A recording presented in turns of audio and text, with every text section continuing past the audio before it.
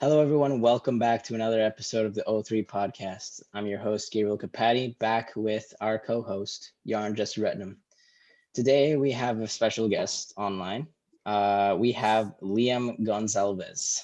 Hey, What's up? Liam is our Liam. Liam's our good friend from school. Been a good friend for quite a while now. And Liam, just give us a brief introduction. All right, hi. Liam, I'm Gabe and Yarron's friend, and I go to the same school. And I think we started filmmaking with each other about a year ago, and it's been a really great process so far. I've had a lot of fun, and I'm excited to just help out wherever I can.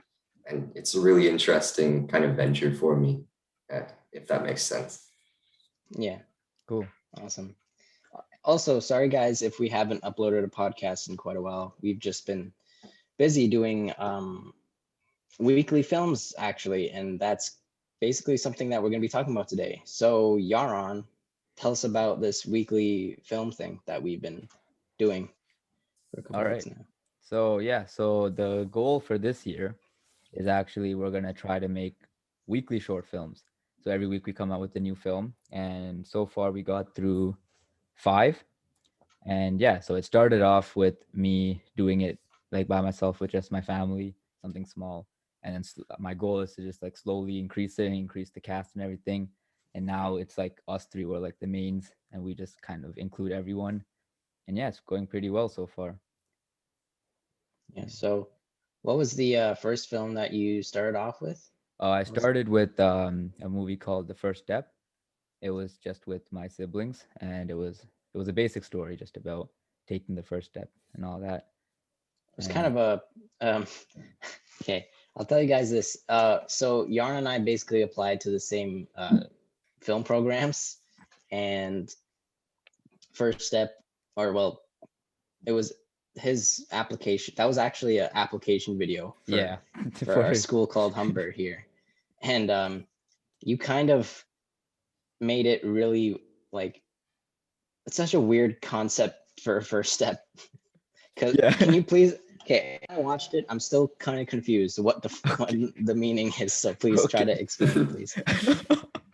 So you guys can watch it first and then come back. But so basically what happens is the boss character, which is played by my brother, he is eating at his house, and his little like Padawan, almost like someone that looks up to him, comes and wants to learn from him. And he shows her a lot of attitude and like is really disrespectful. And then he kind of tries to teach her a way, but then he kind of doesn't want to because he's really prideful. So he wants to be his own self. And the whole first step sort of like concept is from what my sister does, which is kills him, because she understands the rule of how there can only be one of that person. So that's what the kill represented. And then I just try to make it. I was really inspired by Stanley Kubrick, especially after I watched The Shining. Like all the shots were really like that kind of style, especially the last zoom out. That was all from like Shining. See, usually like what I did for that application was I kind of made like this inspirational type video for myself, or like taking the first step of like, just starting and doing what you want to do, and then achieving what you want to achieve. But Yaron took it like a completely weird way, and you kind of have to watch it a couple times to understand what the hell it's even going on. But like with university applications in general, like you usually have like a typical essay to do. Like that's what I did. But when you have unique elements like that, like you can put forth yourself in, especially a creative film like that's true. That's true. And I really liked it. I thought it was pretty unique.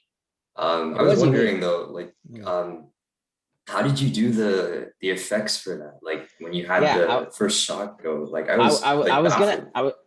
was gonna tell you that shot, like because it went under the table. Right. I know. I saw that you VFX that, and I was like, that was a really good shot. You just basically motion tracked it, I'm guessing, like just keyframed it a bit, right? Like kind of just got an overlay. Was that a candle? And the hole. It was a hole in the table. Right. That was actually all practical. That was Yes, I practical? mean, I Yeah. thought Oh, it you was. burnt it. Yeah, So what but I did- how? So what I did was we had the tablecloth on it. So I just burnt the tablecloth, just like made a hole and burnt the edges. And then we have this thing, it's like an Indian thing. When you burn the end, it like releases a smell, like incense almost. So Yeah. I put that stick under the sheet and then let that smoke come out of the hole. Wow. Oh, Yeah. I so thought you VFX that on. Or I did thought not VFX. something Yeah. I was like, oh shit, what the hell? That was pretty cool. Well, that's even better. That makes it even better. Mhm. Practical Mhm. effects is always better. Right. That's pretty sick. Yeah, like you were talking about the thing about the essay, Liam. It's a Right. good thing that like for our applications we can like kind of pour our creative soul into it, because it kind of would have been weird if Yarn made just a whole essay on like murder applying Of to course. that would have been quite odd. But yeah, and then what was the second film? The second film, I believe, it was a little skit called The Cut It All Knife. That was also a drama assignment, but I thought it was pretty funny and I was like, I gotta put it in. So that's what that was. It was just it was a good comedic relief type video. That was my first time I going think for comedy. And then here's the thing. All of the films that Yarn's released so far involved murder or someone dying. Wait, yo, welcome in Romans 3:12, and then Yep. every single first one. step, every single one. Every single one. First step. But maybe that's pretty unique. Every single one on Yeah, this channel. exactly, because like even that element can be explored in so many different lenses. As much as it might seem like a joke for some of them, it takes a lot to kind of capture that, and I admire that you make stories surrounding that. Obviously, that doesn't have to be your style for every movie, but the fact that it's been explored in about 5 films so far has been pretty intense and amazing, in my opinion. Thank you. I appreciate it. And with it's been definitely unique, because definitely kind of scary. I don't know what happens in your brain, man. I don't know what you've been watching recently. I'm not scary. psychotic, I promise. But then after that, that's when I started getting you guys involved, and I'm pretty sure the third film was Run. It was Run. Yeah. So I wasn't any part of Run, but Liam and Yarron did make that, or Liam actually wrote that with his brother, right? Correct? Right. Wrote it with Aiden. Yeah. Okay, so tell us, Liam, a little bit about the writing process of Run. I was just really inspired. Inspiration. Right.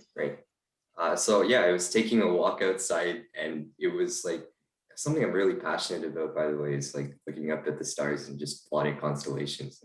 And so I was walking outside just to like clear my head, get some peace. And I think to myself, like, wouldn't it be nice to make a film about someone reflecting on his time outside, engaging in nature? And it all went from there. Like, I was thinking, what would it be like if a person was able to resolve a conflict by engaging with their senses in nature? So I thought of a conflict that most people have had to deal with in their lives, which is losing a loved one. And that's what I tried to center the film about, a character, which was Yarron losing his friend.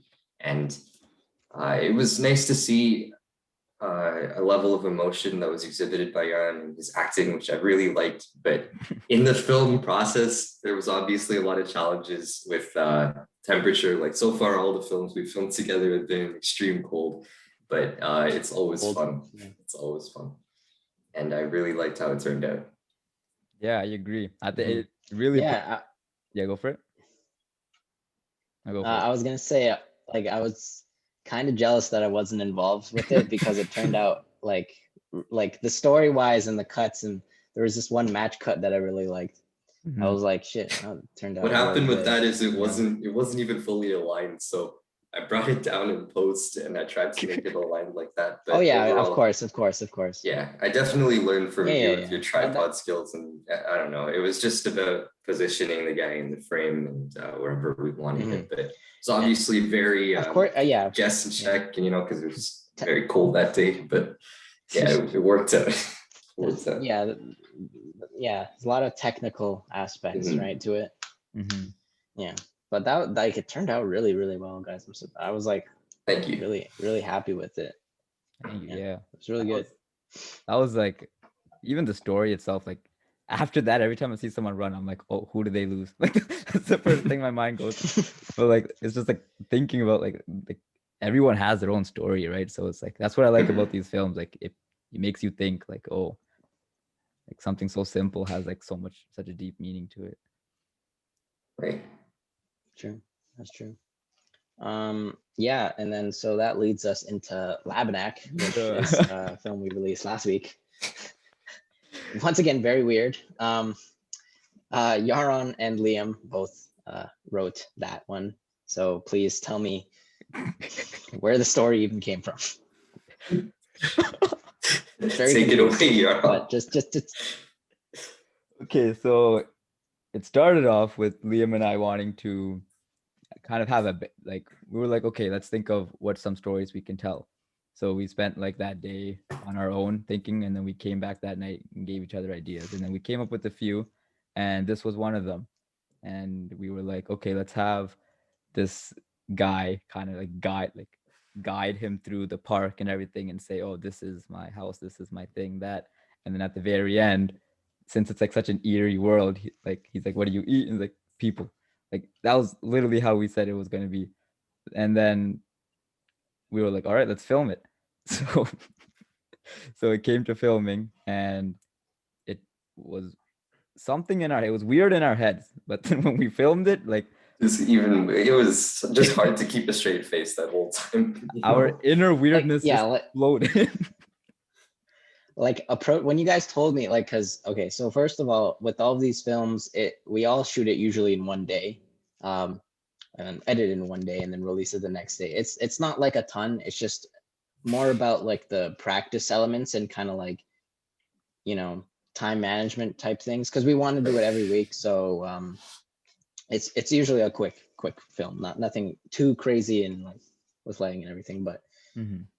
Yeah, when you guys told me about it the night before, I was like really confused. Like I was like, what am I reading? And then we got together the next day, and we're still, as we were walking to the marsh where we were planning on filming it, we were still talking about how it's gonna work out in the end. It's just really like run and gun, basically filmmaking. Mm-hmm. And then it was difficult for me because I was DPing it, so I was like, okay, so we need to go like now because the sun is setting. And we're not gonna have enough light, because we wanted to originally do it all in the forest, but we ended up going to the marsh instead.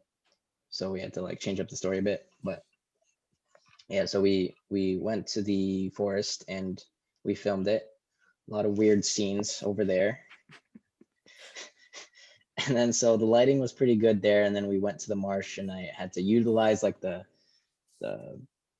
what's it called, like just like the sidewalk lamps as our main source of the street lights as our main source of light, which I think I handled pretty well. Mm-hmm. And then it was just kind of from there. But yeah, like I was so confused on the story, because it was originally supposed to be so Liam is the cannibal, and he basically guides Yarron through the whole thing, right? And then you tell Yarron, I eat people, and then you try to fight him.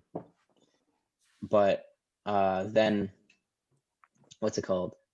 Yarron then eats Liam in the end. So that was supposed to be the original, like the it just got too complicated. Types. Yeah. It just got too complicated. I was like confused, and then you guys just changed it up midway through. But it was really weird. But it was still fun to like make. Yeah, I was surprised how it turned out. And then we came home, and then I got you guys the next day to do sound design, which was right. Really fun, because that was the first time I got like people to like watch the recording and kind of like act out again, basically like the sounds they would be making when they were fighting and tumbling and stuff. So that was pretty cool. That was my favorite process of that, because it was like first time we were doing it, and then it made the movie from like an 8 to like a 10, because like it was just like perfect. Because it just the fight. You hear the original audio, it's just it's just laughing. That's it. Yeah. it was essentially just Liam and Yarron laughing.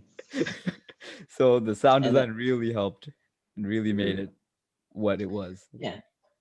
And I actually got that inspiration because I saw like this one post of Hugh Jackman acting out for Logan, and he was basically doing that. He was watching the footage and just like screaming and yelling and like making like the sounds he would be making like in the actual scene, and then they just added in post. Right. So I was like, I want to try to do that with like a fight scene or whatnot. Yeah. So that was pretty cool. It was a fun experience for sure. Definitely. What I really liked about the lighting on that is we made use of like the most uncommon kind of lights. Like street lights obviously were convenient, but then we actually lit a fire and used that as our light source for the Oh end. yeah. Yeah. See, for the fire, oh my gosh. The fire scene, it looked really good. Like, cause fire is just like a nice kind of diffused softish light Yeah. on your subject, as like when they're a bit further away, and it just gives like this nice flicker effect to the one side of the face. So I was really happy with those shots. But like the fire itself, the fire itself was a whole different thing. Just explain what we did for that. So we like, it had to look somewhat like a forest, but we're not gonna make a fire in a real forest for obvious reasons.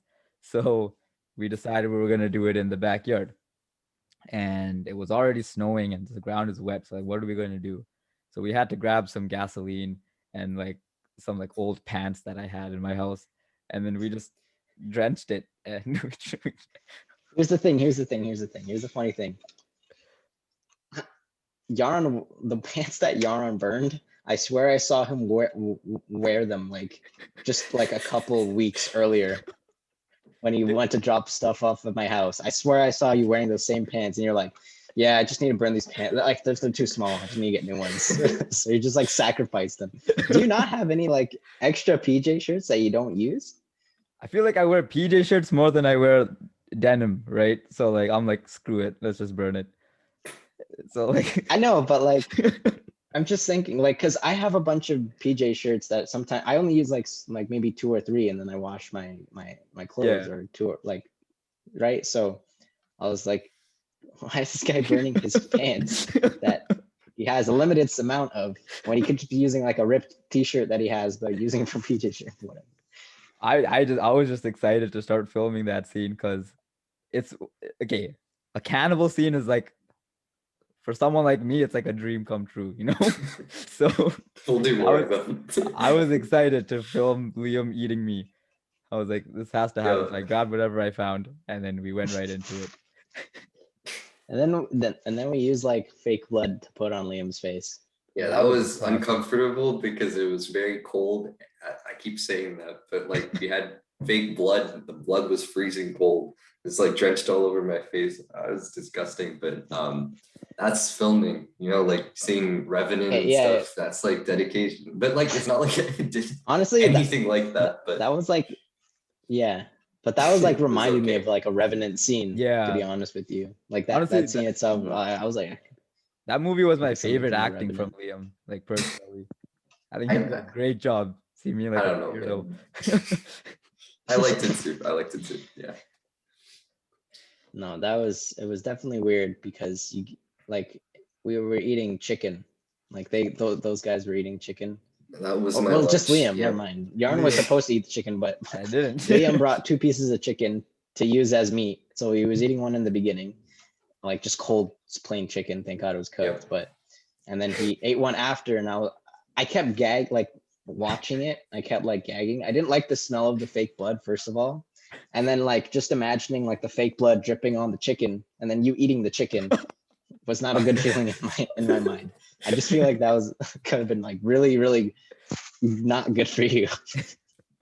So I was like, tasted be careful good. getting it near your mouth. It was okay. At least it was like on the sides of your mouth, not on you. Like next time, if we do a blood scene, I will go all in and get it all over my face because I feel like I could have done better. No. I'm pretty sure we can. I'm pretty sure you can get like kind of edible fake blood. Yeah, I'm sure there's edible ones for sure because they have to put it on food and stuff. Oh yeah, no, right? Oh yeah, definitely. You can get edible fake blood. Yeah. And this reminds me back to something that we did in Yarn Rebirth. Okay, so if you guys don't, there's a fight scene with Yarn and Matthew. Oh my god. And there's a scene where Yarron squishes Matthew's eye. Okay, so we didn't have any fake blood at the time, so what we used was ketchup, and I'm pretty sure that burnt Matthew's eye. On top of the fact that we punched it. You say. So during the fight, there's a scene where Matthew's on top of me and I have to get rid of him. So I punch him like that. So Gabe was like, "Oh, I have the camera at a certain angle, so all you have to do is just go right in front of his face and it'll look real." I'm like, "All right, fine." Then I do it, but I punch him in the face. I punch him in the eye, and we took like a 5. We're rushing as well because Matthew has to go somewhere soon, so we had to take a 5-minute break so Matthew can cool down his eye. And then we finished the scene, and then we put ketchup in that eye. So that one eye, I don't know if it's okay, but it's just. And here's the thing, you can see like it kind of swelling in the footage. Yeah, in the real movie. Like in the movie. I thought that was really good makeup or something. Yeah. No. When I graded it, it kind of popped the eye a bit more. So I was like, "Oh crap, you can really see it, eh?" And the funny thing was, when Yarron hit him, Yarron just kind of like froze and was like just frozen. And then you can hear Matthew's like genuine reaction. He's like, "Oh," and then he like falls to the side, like in pain, and he's like on his knees, right? And then I'm just sitting there like with the camera because I hear the bunk, and then I'm like, okay, I don't want to stop rolling yet because I want to get the genuine reaction. I was like, cut, and then we were like, "Oh shit, Matthew, are you okay?" The funny part was that both me and Matthew, after the hit, we stayed in character until like we heard Gabe say cut because we're like, we can't, we're not doing it again. So it's okay. Matthew wasn't even in character. He was just genuinely. Yeah. It's okay. Matthew's fine now. He's completely fine. Mm-hmm. His eye is not messed up, but he's fine. So yeah. So after Labanak, the film for that weekend is now a movie called Think, which I wrote, and we have a mix of Liam and Gabe DPing it. No. How would you describe really it? How would you describe it? Okay, there's no DP. Mhm. And for those of you who don't know what DP means, director of photography, which is who is in charge of like the visual and that aspects of the film, like the color and the lighting and all that stuff and the camera work. So Yarron told me that Liam wanted to try the DP, and I was like, bro, this guy gives me What I meant by that was I wanted you meant by holding the using the camera. Hold the camera. Yeah. like Yarron told me, and I was like, okay, this guy gives me the thing to DP outside when I don't have any lights to control, and I just kind of have to makeshift it, and then he gives it, and then it's taken away from me when it's inside where I can play around with lighting and where it's much more controlled. And I was like, nice. I was just kidding about that, but like, I was just basically recommending stuff because we kind of just did it. Like it was not like a rush, but I don't know how to explain the process of it. Like the first scene, I kind of like just put a bit of input, like just direct that light on me or whatever. And then after that, we kind of just didn't use any lights. We just used the window light that was coming in, and then Liam was just playing around with the camera and like trying different angles and stuff.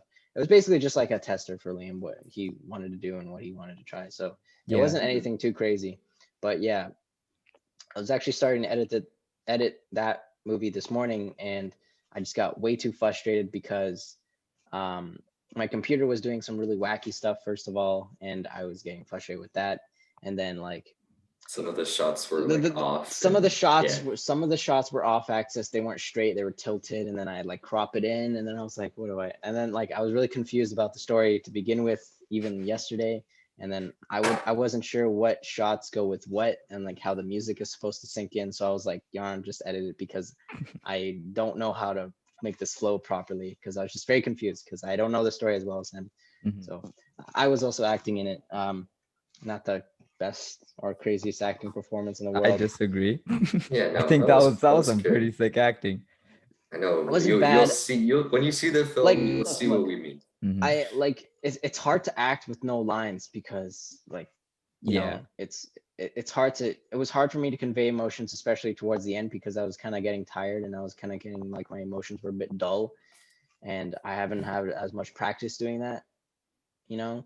And Yeah. also that's kind of all the acting I've really been doing ever was just facials. I've never really had any lines in anything. So that was something.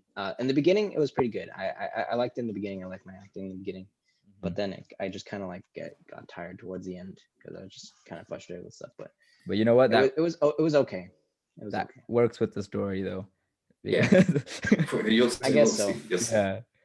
So like Nah, the I don't know. tough It was part of hard for me to like. yeah, go on. Continue. No, No, go for it. say what. No, I was just gonna say like it was just tough to like switch from like the being content emotion to being like sad because I didn't have any lines to kind of show it. So I Yeah. just really had to like rely on my smile and eye expressions, and I wasn't really used to it. Mm-hmm. So it was like some of it looks inconsistent. Like I don't know, you don't know if I'm happy or sad, right? Right. So it was kind of difficult to do. It's one of those stories where it's like there's no dialogue other than the very Mhm. beginning, which is not too important. And so yeah, the whole point was to show that like emotion. But I think you did fine the way you did. Yeah, And definitely. yeah, I think it sent out the message that I was trying to send out pretty well. Hopefully, when you guys watch it, you guys can interpret it in the way that John was supposed to. If not, then that's okay. That's something on our part that we need to work on Yeah, a bit more in for terms sure. of technically conveying it and through the writing. And yeah, because yeah, it's just something we need to improve upon later on. Because you know it was a bit different because there's no murder involved in this one, Finally. or a killing. If you see it that way. It was a bit more Yeah, of a that way. emotional film. Yeah. So yeah, so Liam as like the camera operator of that film, what was like going through your mind when I say, "Oh, this is the emotion we're trying to convey"? Like, what were some techniques you were trying to use to like match that? Really, I was trying to copy Gabe with his style because I really admired his use of angles. Like I see him going behind plants and stuff and going behind leaves and trees and all of that stuff and making his shots unique in that sense. So I was trying to replicate that. But that day, I don't know, we were like racing against time because the sun was setting and everything. Right. So it was kind of hard with the lighting. But you know, getting a feel of the camera was really nice, and I got to use a rig and like a lot of equipment because we were at Gabe's place. Yeah. And yeah, it was a nice experience. It's just a lot to like take away from and a lot to like build upon, right, in for terms sure. of skills. And you know, it was yeah, I don't know everything, you know. I'm not the craziest best in the world DP, but I'm on my own journey, you know. I'm working towards it, you know. I've been like basically what helped me a lot actually with all that stuff in terms of the creative visuals was actually photography. Really? Because as you know, video is not a moving picture. Well, it is a moving picture. It is a moving picture. Sorry, I meant like it's not like it's technically not like in moving. It's an illusion of something moving because it's a bunch of pictures mashed together, right? That's where Yeah. 24 frames per second. So 24 of those frames in one whole second is creating the illusion of video, Right. what it is, right?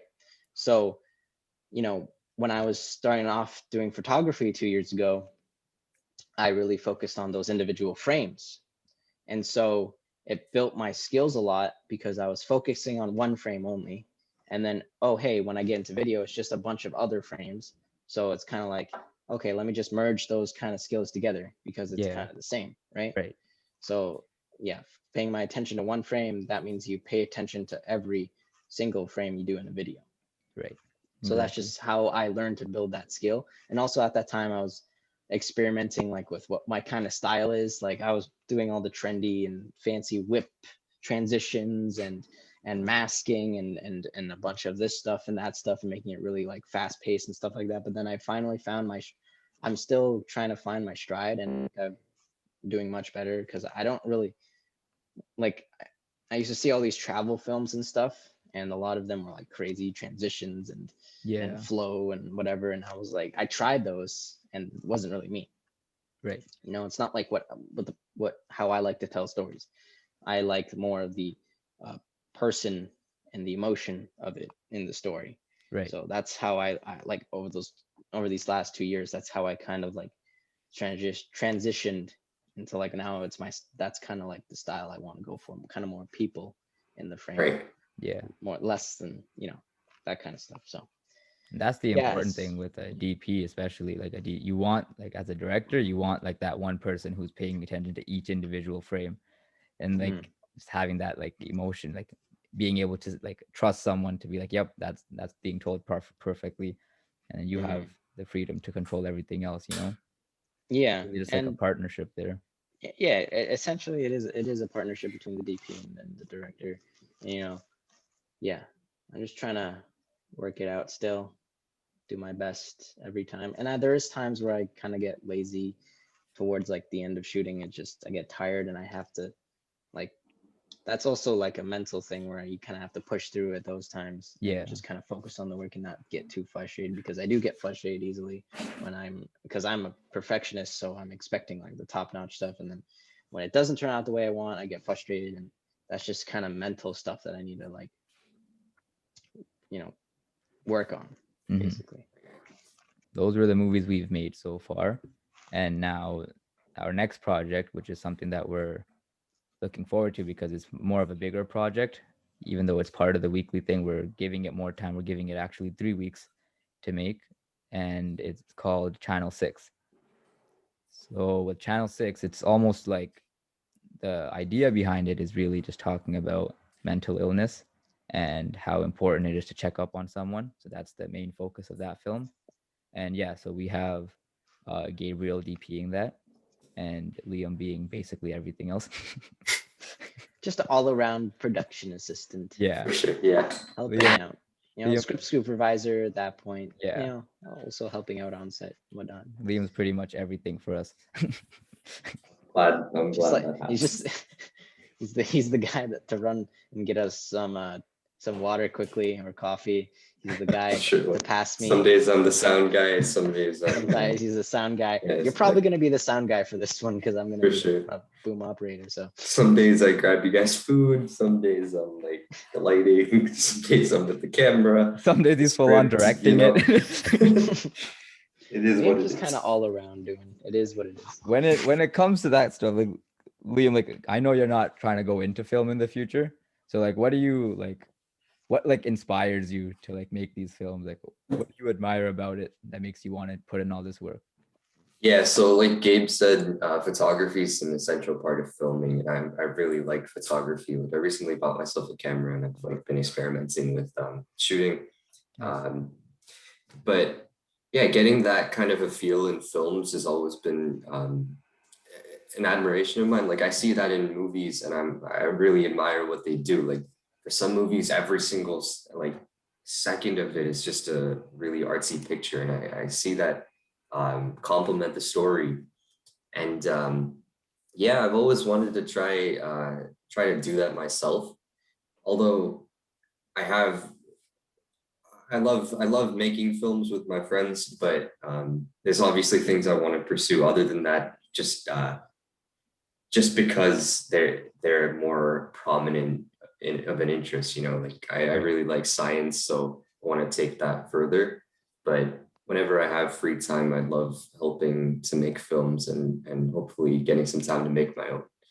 So yeah, this the the filmmaking process for you is essentially basically like a nice hobby to get away from, like to get For away from sure, all the for work sure. and stress and like after school and whatnot. Yeah, Like, Yeah. and I think that's a good thing, you know. Like it's Mhm. always good to have like another hobby other than like your main, like obviously for Mhm. Yarn and I, we love filmmaking and it is our hobby slash passion slash what we want to do for the rest of our lives, our career, right?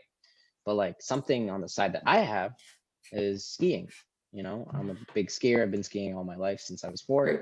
and that's kind of like my hobby, my side thing. Same with soccer, and then also working out a bit. And then Yarn, what do you have to do? I Like my what's my another hobby side, that you like to do?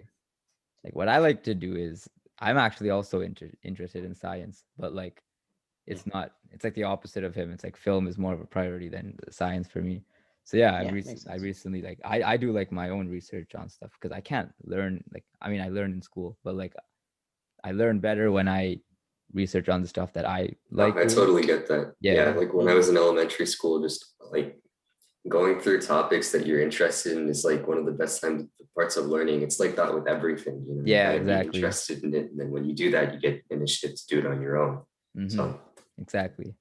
That's why I really admire movies like Interstellar and stuff, because like he like Christopher Nolan applies like science and film together, and that's something that's like a dream of mine, making a film that applies both of them together. Yeah, and I know George Lucas was really big on in anthropology and psychology and sociology, and that's kind of like his main sources for like Star Wars and Mm-hmm. all the other films that he did. So I know that about I know George Lucas. He did like a speech once about that stuff, and so like also like I'm into yeah in terms of school like I've been really fascinated recently with like anthropology and like sociology and psychology and stuff. So that's kind of like I kind of use that and implement it into my films and what I do.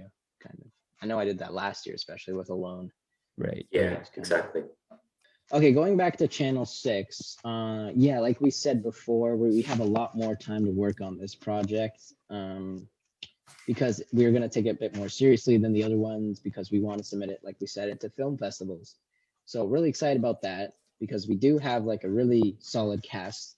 We have our good friend Matthew and Matilda working on this as actors. So they two together are very good actors. Yes, They for haven't sure. worked. They haven't worked together like in any of our projects yet, but both of them are respectfully in their own way really good actors. Yes. And so we wanted to get people who actually will take that role seriously into it For sure. because you know that's just kind of like the level we need for this one, and because we have really don't have any budget for it. So Yeah. I'm really excited because we're filming indoors. So I personally, as a DP, get to really shape that light and create this good image that fits with the mood of the story itself, Right. which is that Right. yes, that mental health type, checking up on a person type video that we're going for, that really Mhm. heartwarming and sometimes cold type, you know, um, film, For sure. basically. So Yeah. I'm really excited about that. It's really like it's almost like a PSA in a way now because of how like important I think this message is. So we'll get into the details Oh like yeah, in another definitely. podcast, but like this Yeah. is definitely something I'm excited to tell because I'm very close to this topic. I feel like it's very important for everyone to Oh yeah, like definitely. understand. Yeah. Yeah, so the fun thing about Channel 6 is so recently one of our good friends Kai, he made his own short film. It's called Stuck. It's on his channel and Definitely check it out. yeah, check it out for sure. It was incredible. It was his first film and I was like surprised. I was like, "Oh, I didn't even know he wanted to go into film and he made this like banger." So Yeah, yeah, go on. I remember. So and back in September or October, we went to see Tenet with like Liam's brother, It's been Liam, that long me, since. Yaron, Kai. We all went, and I felt like that was the first time I kind of like was more talking to Kai. The first time I met him, and then I saw him every so often, like walking back from school, right? Mm-hmm. And I can tell like that was the time like where like he found out about my YouTube channel and stuff. So I can tell in his voice and by his fascination that he at that time he was starting to like be fascinated with the realm of filmmaking and of like movie making, right? So Mm-hmm. I was interested, and I like I was really like happy to see that he even started Yeah, and like took the initiative and just did it, just no matter what, right? for sure. Yeah. Obviously, there's a lot of things you can critique about the film he made. Like I was thinking of stuff he could have did better and whatnot that I eventually want to tell him, but I appreciate the fact that he did it and Exactly. just started to make it, and no matter what, like like no matter what the complications were that he was doing and whatnot, but the fact that he put it out and made a short film, I'm really happy that he did, and I'm really glad to see that he has a fascination for it, Same. and maybe if he even wants to go into it in the future. Mm-hmm. That was like, because like that's like the hardest thing, like step is making the movie first, right? Like you always think, oh, it has to be this way, it has to be perfect and stuff, but like if you can just make it, and then just that's the learning process, that's where you start. Exactly. You just make it and then you go from there. So after he made it, I was telling him, oh, it was great and everything, and then I started writing Channel 6, and I'm like, okay, you know what, this is the perfect moment to introduce him into this whole process, like because I'm starting from scratch, I might as well show him what our process is. So I'm like, all right, why don't you join and help me write it? So he helped me. He joined a call that night and he was helping me write it. And I asked him, I'm like, oh, so what's your plan with in the future? And he's like, I do want to go into film, but I don't know what part of it exactly. So I'm like, this is literally perfect for him. That's literally the best thing that can ever happen to the man. Yeah. Is that he wants to go into it, but he doesn't know what. So this is the perfect opportunity. Yeah, you get to see every single he gets to aspect see of this. every Yeah. yeah, exactly, every aspect that he wants to do and is fascinated with, because he is Exactly. coming on Channel 6 as a PA. Mhm. So he's going to learn from Yarron and how to like how Yarron goes about directing actors and what. Obviously, once again, we're not like the best in the world. Like we've only been doing this for a little bit, but obviously we do have a bit more of a knowledge than Kai, and so we want to give that and share that to him so he can then find out what he wants to do.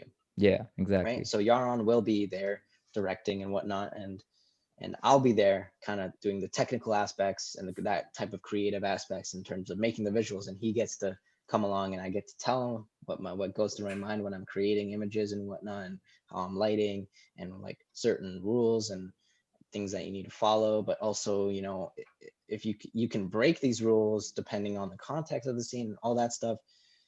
I'm really happy that he's coming along and going to be working with us, because then he gets to see what he wants to do. Exactly. Yeah. I'm excited to see where this takes him. Very excited for Kai to hop on with us and find his own path and what he wants to do in the film industry. So really cool, really exciting. Now we even have an extra guy that's going to be just as passionate, which Oh means yeah, more for sure, scripts. for sure. That Better means for a lot more hands on deck and a lot more efficient work too. Mm-hmm. And having a lot of extra minds, as adding creative elements to it and and advising certain ideas and whatnot, if this makes sense, if it doesn't, that type of stuff. Exactly. So that's really good that we have another person that will be as passionate and will take it seriously if when the time comes that we make a very serious film that we need to work on, instead of just kind of having fun, right? Exactly. Obviously we're having fun all the time doing these films, but when a time comes to do like the serious one, we know we have a person that will take it seriously, right? Exactly. Yeah. So that's really good. Okay, everyone, so at the end of every episode, what we want to do is do a bit of like a Q&A section. So on Instagram, if you guys aren't following us at the O3 podcast on Instagram, we put on our story if you guys had any questions for a little Q&A segment of the podcast. And we do. We have 2 questions here, one from Sheldon and one from Anis. Or how do you say his name? Anis? Yeah, you got it. Anis, yeah. Anis. Okay, so the first one from Sheldon is Yarron's hair routine. Yarron, can you give us a breakdown on how you get your hair looking so luscious and beautiful as it is right now? Yo, so aesthetic. Well, my hair is no Liam's, but it's what I do is I shower and then I get out of the shower and I comb my hair and then I dry it. I let it air dry usually, and then I keep it in a bun before I go to bed. so that by the Oh, time really? I wake up and I let it out, kind of floops. Or it just kind of flops. It's Jeez. got that nice texture to it. It's Yeah. got that Yeah, I like little that. every so often. But pretty recently cool. I got yelled at for combing my hair while it's wet. So I stopped doing that and now I don't know what to do. Apparently it's bad for you. Apparently it's bad for you. Really? You're usually supposed to do it No when it's idea. damp, not when it's like Yeah. completely wet, but damp, right? You wanna, Damn, I like, think so. also when you're when you get out of the shower, you don't like. Do you guys like dry your hair like scrub it like this with your towel? Yeah, I've always done I that. try You're not not to. su- Yeah, I No, try no, not no. to. You're supposed to dab it, like dab Oh, it It like takes really? so cold water, long. like that. No. But For Liam, it's it good for your hair does. because it ruins your scalp when you like really like aggressively go Oh, like that, right? So Oh, you I want to see. like dab it or like you can go like a little bit, but like not a lot, like because I used to do that all the time when I was a kid, but I Same. watched the video. I yeah. did a bit of research and it's like you're supposed to like dab it nicely because you're gonna ruin your scalp like that. Oh, I had no And clue. let it air dry for a bit and then Oh maybe yeah, let it blow air dry. dry. Yeah. Yeah, you Okay. don't want to blow dry on like high heat because that ruins your scalp too. Yeah. Right. That's why also like studies have been showing recently that like cold showers are a bit better for you. Right. Right. I've actually been doing cold showers for like a bit over a month now. Wow. That's life. Honestly, I used to be able. I know it's okay. The worst part is in the morning when you're doing cold shower. That's Yeah. like No, in the evening. It's in the evening. I'm okay with it because like I especially in summer because that's usually true. in summer You get hot. like I've been outside the whole day and I'm really hot and warm. Right. And when I get inside, take a shower is the first thing I do. So it's completely fine for me. Yeah. But I not don't in the know. winter. Because like, yeah, we're in winter, so like no matter what time of day it is, like going into the cold shower is not a vibe. I know. Makes sense. You get a whole new mindset though. It's like resilience, you know. Yeah. That's true. That's But true. they That's say another like thing. 30 seconds is good. Even if you No, do no, it no. for 30 seconds. You know, at least when you shampoo your hair, hmm at least turn to cold and then rinse your hair with that. Yeah. You know, Okay. you don't want to like have that in hot water. At Yeah. least if you're not gonna take a cold shower the whole way through, at least rinse and wash your hair in cold. At least. Makes sense. Okay. Next question is from Anise, and it is, what is the craziest thing the brown dude has ever done?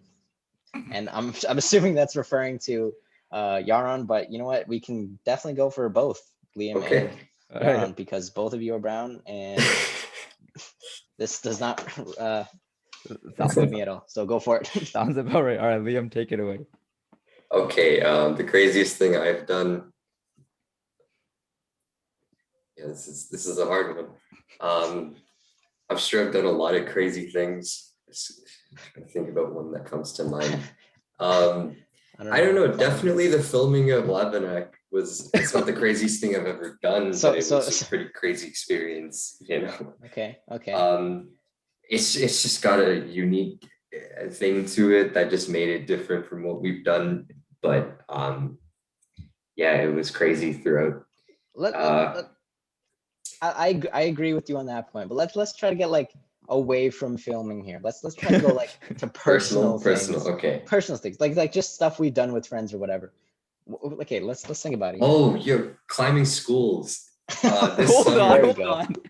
When did we climb schools? What? No, It's this okay, summer whatever. we climbed like 4 schools, and it was a really crazy experience. And then there was those times where we would climb schools, and there were like at like midnight or something, and there were like people around in the parking lots, and we would just yell at them. Oh yeah, we were on top of one school, and there's like those couple guys being like, Yeah. what were they saying? They were like, the cops are here. The cops are here. The cops are here. The cops are here. And they were like, and then like Leandro was like, oh shit. And then they started laughing or whatever. Like, that was pretty funny. That was fun. That was The craziest Liam climbing schools, craziest thing he's ever done. Makes sense. No, I mean, probably, yeah. Yeah, I think How about you? relatively close to that. No, Yarn. It's for the brown Mine. guys. For the brown guys. Brown guys. Okay, I feel like this is a really difficult question to answer because I have way too many. One that like I know that for sure. Yeah, one that pops out is in grade 6. We had this really weird rivalry between I don't know, man. rivalry. that works. Yeah. Between the grade 6, which is us, and then the grade 7s for soccer. Oh yeah. And it got way too intense. Like people would fight and everything. And there was this, and it was raining the night before. So right in front of the net was like a huge pool of water, of mud. So then the ball was going into the net, and then it landed in the water, and it didn't go in. So I'm like, oh, I know these guys are going to be so stubborn. They're not going to count it as a goal. So I ran for it, and I just slide a tackle through the water. See, here's the thing. Look. I'm pretty sure that ball was like, let's say it's in the middle of the puddle, okay? Nobody was gonna go for it anyways to grab and try and grab it. Okay, I'm pretty sure nobody was even near you. Okay, the puddle's not horribly huge. Yarron had like a couple options. He could have walked in carefully and like toe punted a bit. Obviously, his shoes would have gotten dirty. Okay, he could have did that.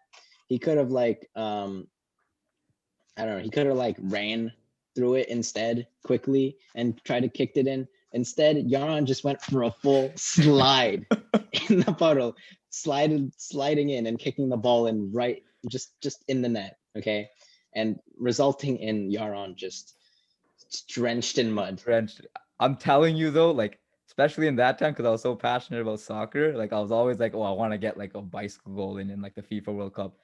That was like the most excited I've ever been. The way I cheered after that was next level.